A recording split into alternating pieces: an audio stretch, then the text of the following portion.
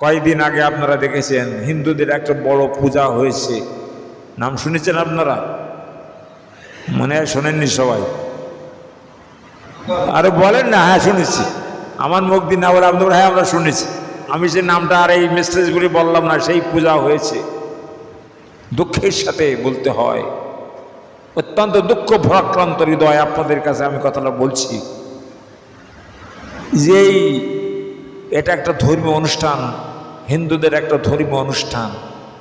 সেই অনুষ্ঠানের ভিতরে যা করা হয়েছে ভারতের কলকাতায় ৫-৬টা প্রতিমার ভিতরে আমাদের মহামান্য প্রধান উপদেষ্টা ডক্টর নোবেল বিজয়ী ডক্টর মোহাম্মদ ইউনুস সাহেবকে ওই সেই দেবতার পার নিচে উলঙ্গ করে শোয়াই রাখা হয়েছে। অসুর বানানো হয়েছে। ওই ট্রাম্প, আমেরিকার সেই যিনি প্রেসিডেন্ট, ট্রাম্পকে অসুর বানায় তার বুকে বল্লভ মারা হয়েছে। আমি যেটা দেখেছি এক এক জায়গায় এক এক রকম করেছে। এরকম করে মুসলমানদেরকে হো প্রতিপন্ন করা হয়েছে। বলেন কাজটা কি ভালো না খারাপ? আমরা যদি খেপে যেতাম তাহলে এই বাংলাদেশে ওরা একখানা মন্দির বানাতে পারতো না।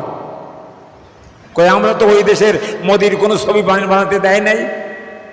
আমরা ফ্যাসিস্ট এবং এই দেশের যিনি স্বৈরাচার হাসিনাকে পাতলে দিয়ে আমরা তো বলি নাই যে তোমরা একটা মূর্তি তৈরি করো, তাকে পূজা করো, বলেছিলাম।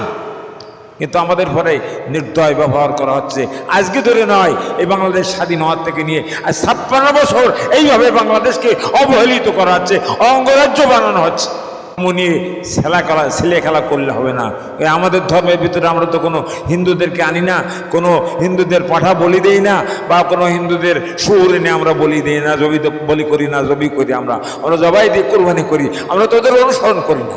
ধর্মের ব্যাপার অনুসরণ করা এর থেকে নিকৃষ্ট মন আর কোনো মানুষের হতে আমাদের মসজিদ থেকে আমরা দীক্ষা জানাই। আপনারা সকলেই বলুন নাউজুবিল্লাহি মিন যালিক। আল্লাহ তাআলা এই কাজগুলো যারা করেছে এদের হাতকে পঙ্গু করে দিক, এদের জবানকে বন্ধ করে দিক। আল্লাহ তাআলা মুসলমানদেরকে ঈমানের সাথে টিকে থাকার জন্য তৌফিক দান করুন, বলুন আমিন।